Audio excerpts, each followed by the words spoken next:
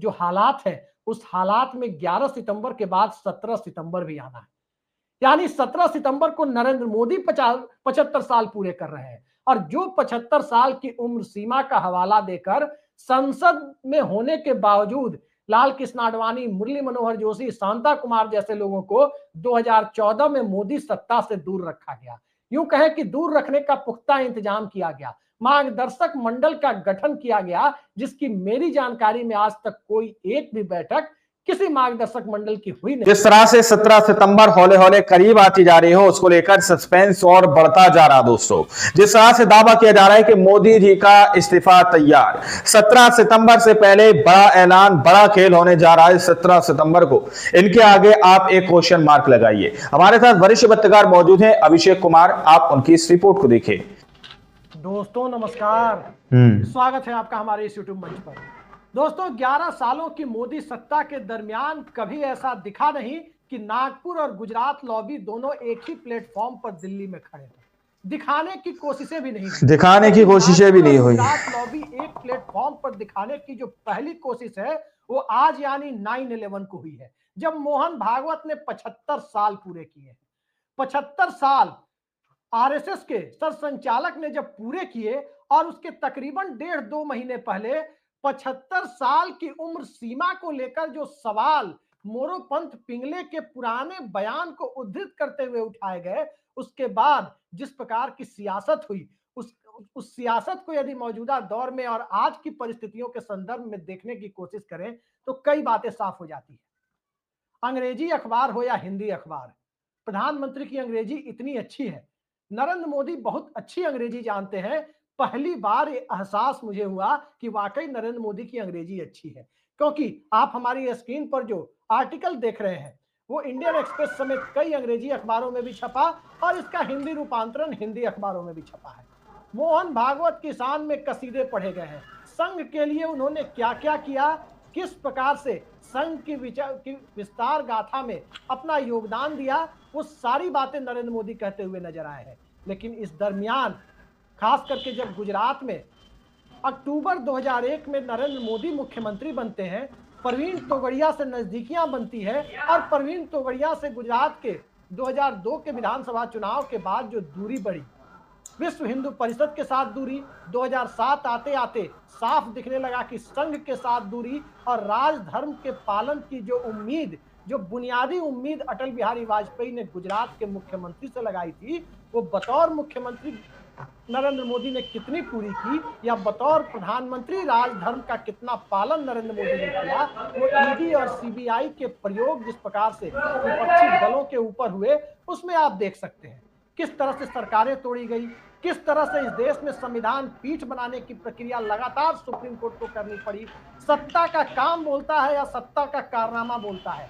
सत्ता के कारनामों की वजह से ज्यादातर संविधान पीठ सुप्रीम कोर्ट को बनानी पड़ी, जो इसके पहले ऐसा कभी नहीं हुआ था कि इतनी बड़ी संख्या में देश का सुप्रीम कोर्ट जो संविधान का संरक्षक है, उसे सत्ता के कारनामों की वजह से संविधान पीठ बनानी पड़ी। संविधान पीठ बनानी पड़ी। कि मोदी सत्ता के दरमियान ये हुआ, 11 सालों की मोदी सत्ता के दरमियान ये भी हुआ कि पहली बार कोई संविधान संशोधन विधेयक पूरी तरह से सुप्रीम कोर्ट के द्वारा रिजेक्ट कर दिया गया, खारिज कर दिया गया, क्योंकि वो न्यायपालिका पर बंदिशें लगाने के लिए लाया जा रहा था। लेकिन अब संघ पर बंदिशें लगाने की कोशिशें, भाजपा करीब करीब बंदिश में ही दिखाई दी। सत्ता हम दो और हमारे दो वाली मानसिकता के साथ चलती रही।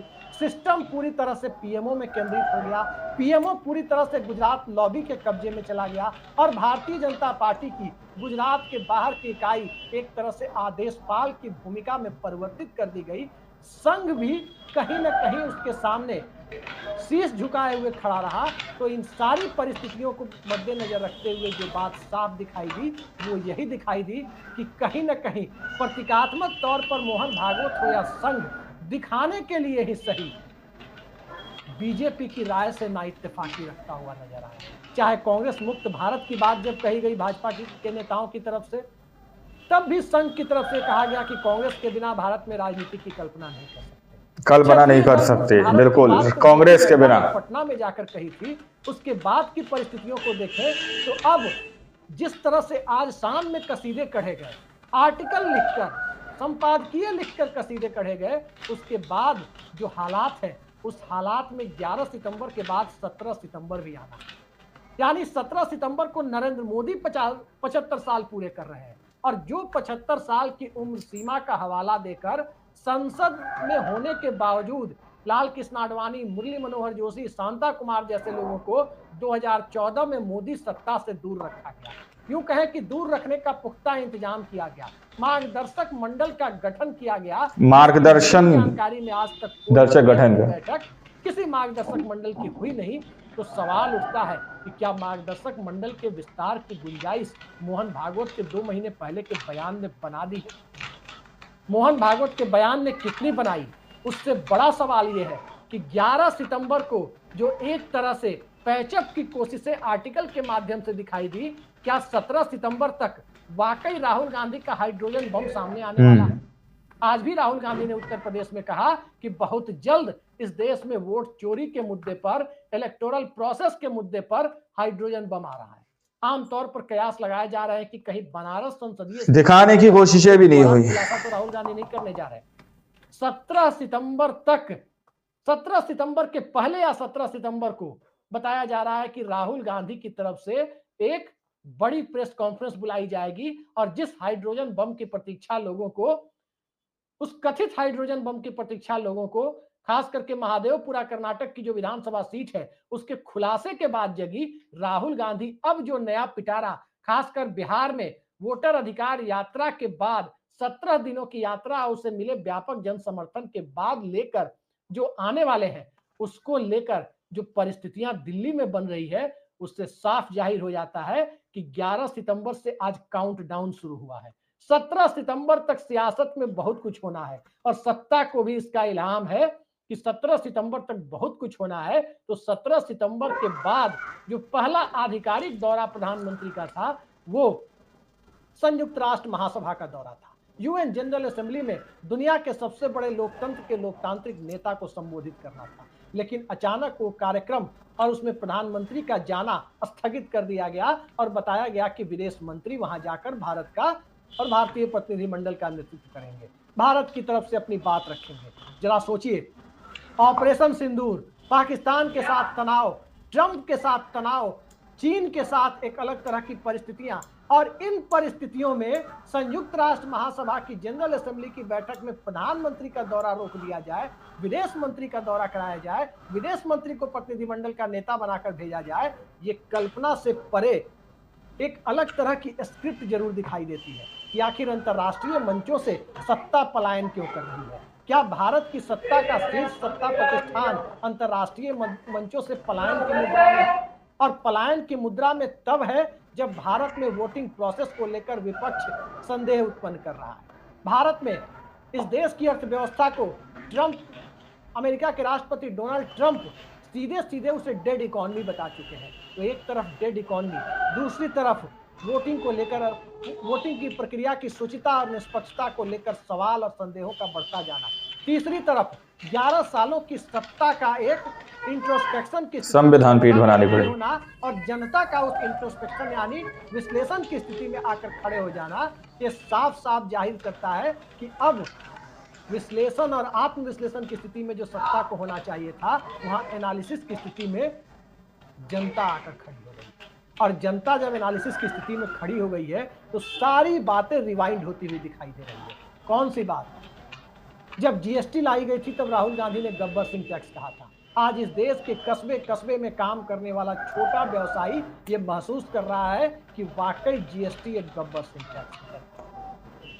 ठीक इसी तरीके से किसान बिल और विवादास्पद कृषि कानूनों को लेकर जिस प्रकार का माहौल बना, सत्ता को तो उसे वापस लेना पड़ा, लेकिन 13 महीनों तक जिस प्रकार से किसान सड़कों पर जमे रहे, खालिस्तानी और मवाली जैसे अमानवीय और अमर्यादित शब्दों से उन्हें दो चार होना पड़ा, उसके बाद की परिस्थितियों में खेती और किसानी कॉरपोरेट के हवाले तो नहीं कर दी जाएगी, ये सवाल एक बहुत बड़े सवाल के तौर पर सामने।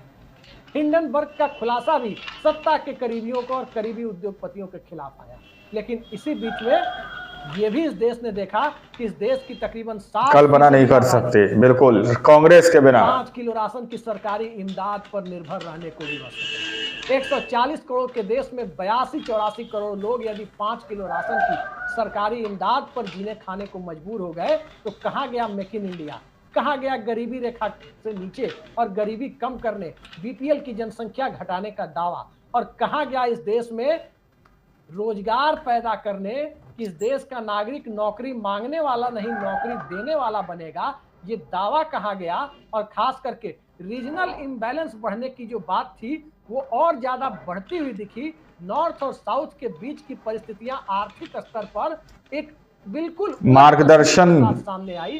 दर्शक गठन के रहते हुए मौजूदा सत्ता को 11.25 सालों की सत्ता को यदि आज के दौर में 17 सितंबर को 75 साल प्रधानमंत्री पूरे कर रहे हो और 75 साल पूरे करने के दरमियान निर्वाचन की प्रक्रिया सवालों के घेरे में आ जाए तो सत्ता के इकबाल को लेकर कई सारे सवाल राष्ट्रीय ही नहीं बल्कि अंतर्राष्ट्रीय स्तर पर उठते हैं।